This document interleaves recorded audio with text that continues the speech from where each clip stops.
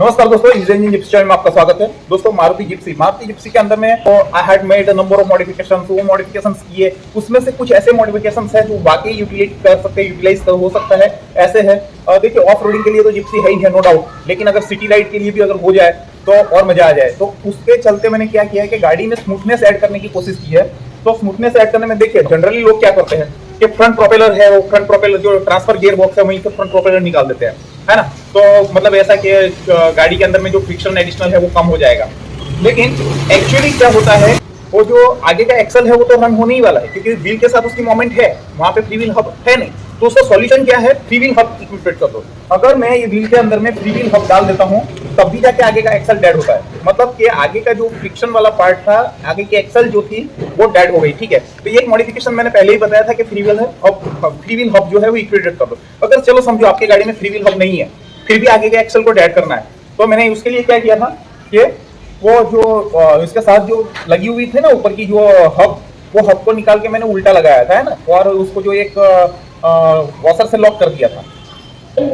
तो वो चीज जो है वो आप कर सकते हो ट्रायल बेसिस के ऊपर में। वो ऑलरेडी चैनल के ऊपर वीडियो अपलोड है ना, वो मैंने वीडियो में ऑलरेडी बताया हुआ है कि किस तरह से कर सकते हैं अगर आपकी गाड़ी में फ्री व्हील हब नहीं है तो, है ना। तो मैंने क्या किया था कि वो हब लगा था उसके ऊपर सारे बोल्ट रिमूव कर दिए थे और हब को निकाल के उसका डाल दिया था और उसके ऊपर में लॉक वॉशर जो था वो डाल दिया था। तो एक मॉडिफिकेशन इस तरह का किया था।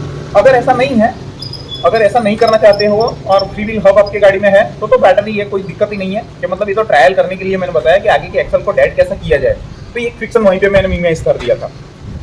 दूसरा एक सॉल्यूशन दिया था कि पावर स्टीयरिंग, अगर हाइड्रो स्टीयरिंग अगर रहता है तो that utilise the power from the engine से वो पावर यूटिलाइज करता है। ठीक है, क्योंकि सर्टेन 40 की स्पीड तक गाड़ी जब 40 की स्पीड अटेंड करती है वहां तक तो हाइड्रो स्टीयरिंग जो है उसके ऊपर लोड ज्यादा आने वाला है और वो बेल्ट ड्रिवन होता है पंप से, मतलब जो ऑयल जो है ऑयल का फोर्स बनता है और फिर जो हाइड्रोलिक स्टीयरिंग जो स्टेज जो है वो होता है। ठीक है, तो उस केस में मतलब कि पावर का utilisation that's from the engine के सोर्स से। देखिए, energy not be created neither be destroyed, it's one form to another form. कभी भी है ना, एनर्जी जो है, एनर्जी वो कोई भी चीज ऐसे नहीं होती है, उसके लिए कुछ ना कुछ यूटिलाइजेशन होता है। अगर मैं हाइड्रो स्टीयरिंग भी डालता हूं तो it's taken the power from the engine, वो इंजन से पावर लेता है ना।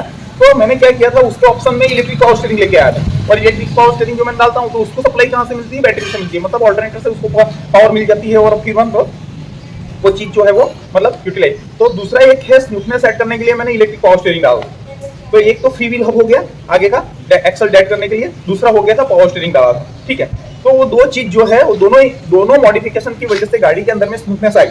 लेकिन दोस्तों और भी मुझे उसमें स्मूथनेस लानी थी, तो और एक ऑप्शन तो बचता है कि मगर अगर इंजन के ऊपर में एक देखिए आपने इसमें है ना टॉर्क कन्वर्टर वाला, मतलब वो फैन लगा हुआ है ना, टॉर्क ऑपरेटेड फैन है, कूलिंग फैन की बात कर रहा हूँ, रेडिएटर के पीछे जो कूलिंग फैन है।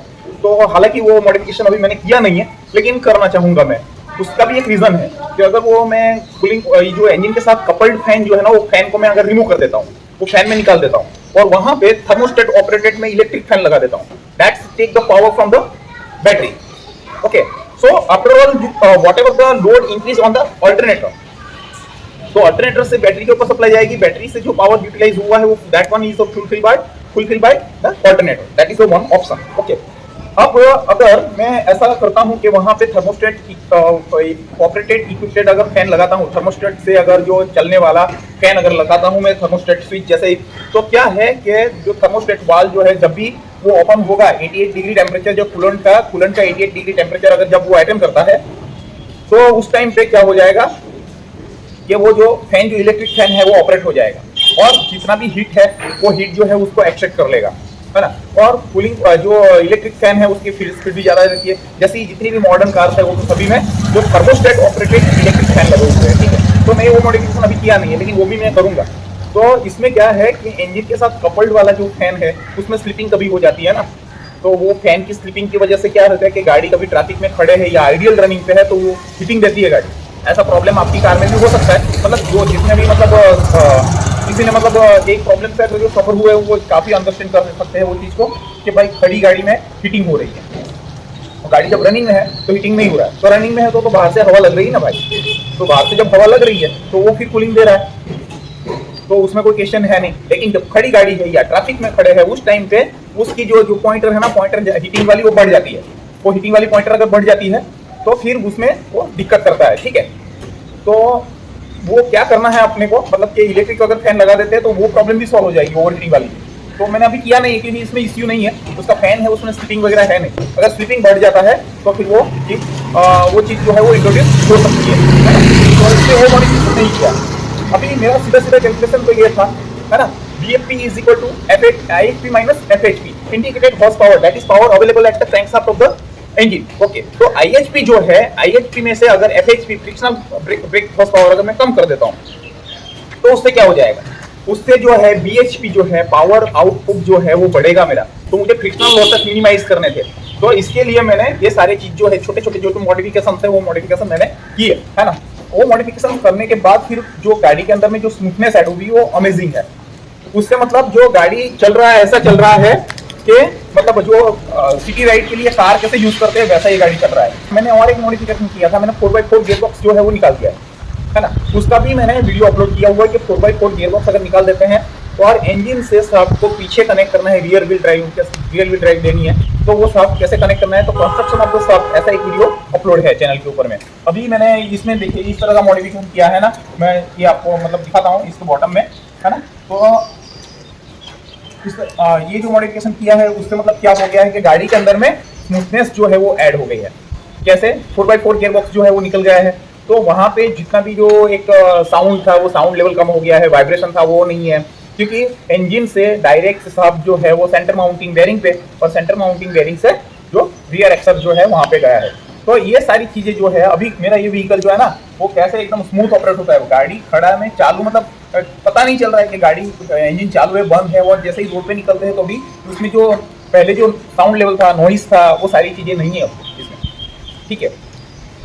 तो ये चीज जो है वो आप भी उसको एडेप्ट कर सकते हैं। अभी देखिए मैंने 4x4 ट्रांसमिशन गियरबॉक्स जो निकाला है वो निकालने के बाद करीबन मैंने है ना 8 से 10,000 किलोमीटर का इसका रनिंग हो गया, लेकिन अभी तक कोई इश्यू आया नहीं।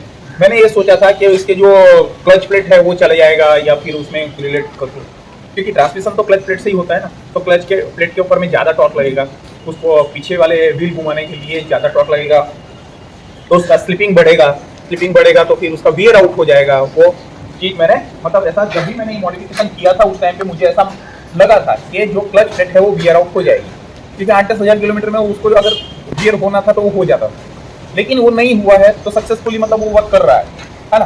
तो nothing issue regarding to that. Also एक सब्सक्राइबर था, उस सब्सक्राइबर ने बताया था कि ऐसा मॉडिफिकेशन किया हुआ, लेकिन उसने सिंगल शाफ्ट डाला था। वो फ्रंट मतलब इंजन से लेके पीछे तक एक ही शाफ्ट डाला था, और उन्होंने क्या किया था वेल्डिंग से वो शाफ्ट बनाया गया था, तो बैलेंसिंग का इश्यू आएगा। लेकिन मैंने क्या किया था, मैंने ये गाड़ी के अंदर में जो शाफ्ट यूज किया वो कौन सा पता है, जो ट्रांसफर गियरबॉक्स है, ट्रांसफर गियरबॉक्स से एक शाफ्ट जो है मतलब एक शाफ्ट आगे वाली फ्रंट एक्सल पे जाता है, और ट्रांसफर गियरबॉक्स से एक दूसरा शाफ्ट जो है वो रियर एक्सल पे जाता है, और उसको ड्राइव करने वाला शाफ्ट जो है वो छोटू सा शाफ्ट है ना, प्रोपेलर शाफ्ट, वो इंजन से 4x4 पे आया है। ऐसे 3 शाफ्ट थे। तो मैंने क्या किया, जो इंजन से गियरबॉक्स पे आया छोटू शाफ्ट उसको निकाल के साइड कर दिया।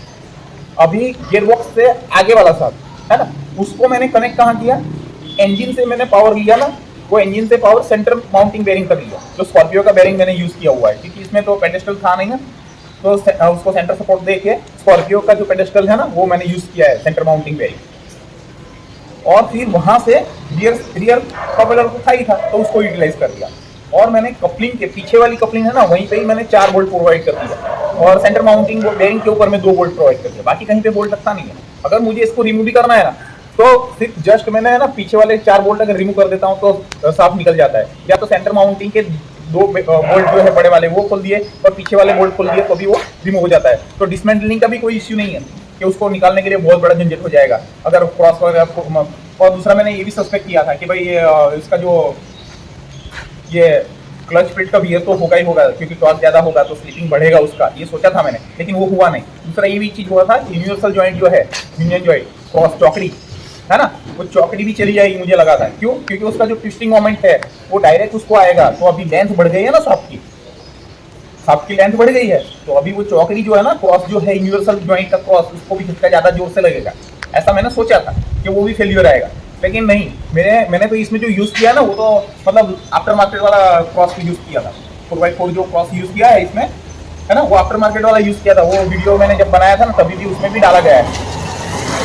तो मैंने आफ्टर मार्केट क्रॉस यूज करने के बावजूद भी है ना, वो अभी तक उसका लाइफ में कोई फर्क नहीं पड़ा है, वो साफ ऐसी चीज है ना। और अभी जो मैंने अभी इसमें जो बताया ना, मतलब नीचे का जो शूटिंग वगैरह किया अभी, मतलब जो साफ नीचे का जो लेइंग है वो मैंने पूरा मतलब अभी शूटिंग किया हुआ है। तो उसमें अगर मैंने मतलब ऐसा विजुअल चेक किया है कि भाई उसमें कोई डैमेज तो नहीं आया।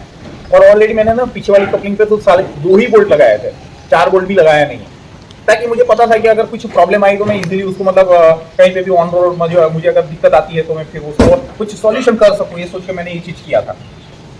तो कुल मिला के क्या हो गया दोस्तों कि 4x4 गियरबॉक्स नहीं है, तो मतलब वहां पे एक फ्रिक्शनल लॉसेस जो था वो मैंने मिनिमाइज कर दिया।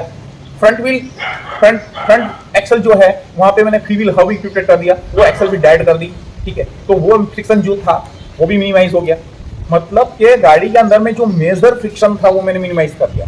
As well as hydro steering अगर आपके गाड़ी में है तो वो भी फ्रिक्शन ऐड करता है, इंजन के पावर जो है वो यूटिलाइज करता है, वो मेरे गाड़ी में नहीं है, मैंने इलेक्ट्रिक पावर स्टीयरिंग डाला हुआ है, ठीक है। उसके लिए मैंने क्या हुआ था कि इसमें तो प्रोविजन है नहीं, है ना, ईसीएम चले, ये ईसीएम पे ईपीएस चले, ऐसा प्रोविजन नहीं है। इलेक्ट्रिक पावर स्टीयरिंग इसका ये जो ईसीयू है ना ये गाड़ी में, वो सपोर्ट नहीं करता है।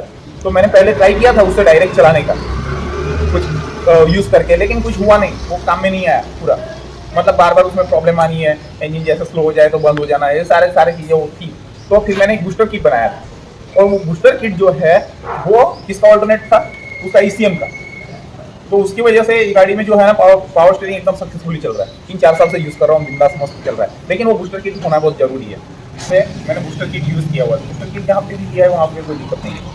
तो इस तरह से इसमें जो गाड़ी में है ना मैंने स्मूथनेस ऐड कर दी। तो आगे वाला अभी तो मुझे मेजर मॉडिफिकेशन जो करनी है वो है कि इंजन के साथ जो फैन लगाया वो निकालना है, और उसके जगह पे इलेक्ट्रिक फैन जो वो इंक्लूडेड करना है। कोई एक सब्सक्राइबर ने मेरे को पूछा भी था और मैंने इसको गाइड किया था, मतलब ऐसा बताया था, तो उन्होंने सक्सेसफुली इंस्टॉल किया भी है। अभी गाड़ी है ना जगह पे है या ट्रैफिक में है, कहीं पे भी उसका हीटिंग नहीं हो रहा है, तो वो हीटिंग वाला जो प्रॉब्लम है वो भी। और एक चीज वो भी और भी एक है ना कि गाड़ी के अंदर में देखिए, अभी ये गाड़ी का जो मैन्युफैक्चरिंग हुआ, ये गाड़ी का जब डिजाइन हुआ तो कई सालों पहले हुआ, और उसको मॉडर्न कार के कंपेयर में लाना है तो कुछ मॉडिफिकेशन रिक्वायर्ड है, और वो मॉडिफिकेशन ऐसे होने चाहिए कि कंपनी मेड हो, है ना। तो ऐसा नहीं होता है कि कोई भी देखिए कोई भी काइजन करा जाता है या कोई भी मॉडिफिकेशन करा जाता है तो वहाँ पे डिसएडवांटेज के साथ कोई कुछ डिसएडवांटेजेस भी होते हैं, उसके ऊपर भी फोकस करना चाहिए। अगर उसको भी मिनिमाइज कर दिया जाए और अच्छे से कोई चीज़ डिजाइन करा जाए तो फिर वो काम में आ जाता है। तो यहाँ पे वही चीज़ किया गया है, ये गाड़ी के अंदर में जितने भी मॉडिफिकेशन मैंने किए वो सारे सक्सेसफुली वर्क कर रहे हैं, है ना। तो उसको भी आप एडप्ट करके आप भी कर सकते हैं। आपका दिन शुभ रहे, धन्यवाद, जय हिंद।